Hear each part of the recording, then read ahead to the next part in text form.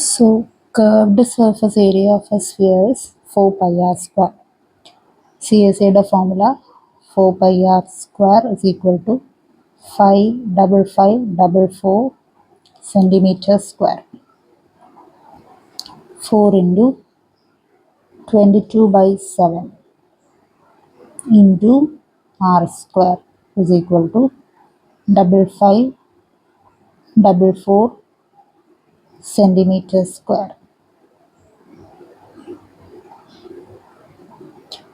um, 5544 divided by 22, the 244.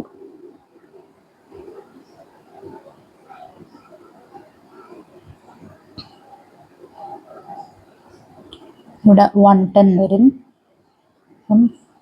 44 2. So 4r square is equal to 252 into 7. ഈ 22 ഇതും കൂടെ കട്ടായി 252 ആണ്.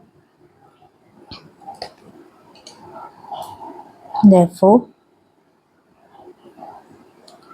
252 divided by 4 is equal to 126 divided by 2, 63.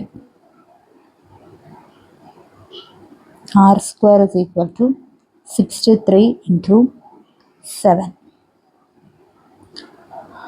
അത് 63 into 7 എന്ന് പറയുന്നത് 441 ആണ്.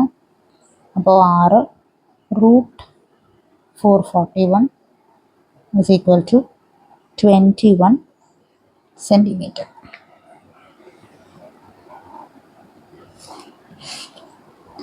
ചോദിച്ചിരിക്കുന്നത്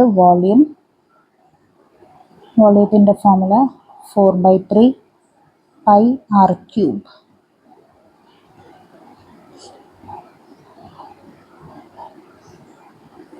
അതായത് 4/3 pi r cube എന്ന് പറയുമ്പോഴത്തേക്കും നമുക്കതിനെ 4 pi r square into 1/3 r എന്ന് എഴുതാം. അപ്പോൾ 4 pi r cube by 3, 4/3 pi r cube. അപ്പോൾ ഈ 4 pi r square, അതായത് ഈ 4 pi r square എന്ന് പറയുന്നതാണ് CSA. അപ്പോൾ വോളിയം എന്ന് പറയുന്നത് CSA ഇൻറ്റു r/3. CSA നമുക്കുണ്ട് 5544 ഇൻറ്റു r 21/3, 5544 ഇൻറ്റു 7. അപ്പം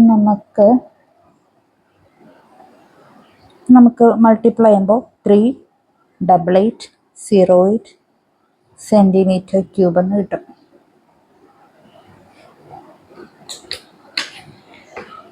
ഓക്കെ,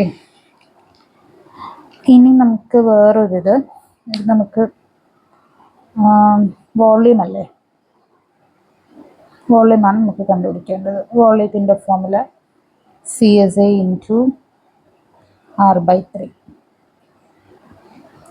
അപ്പോൾ അപ്പോൾ നമുക്ക് ചെയ്യുമ്പോൾ 5544 ഇൻറ്റു 7.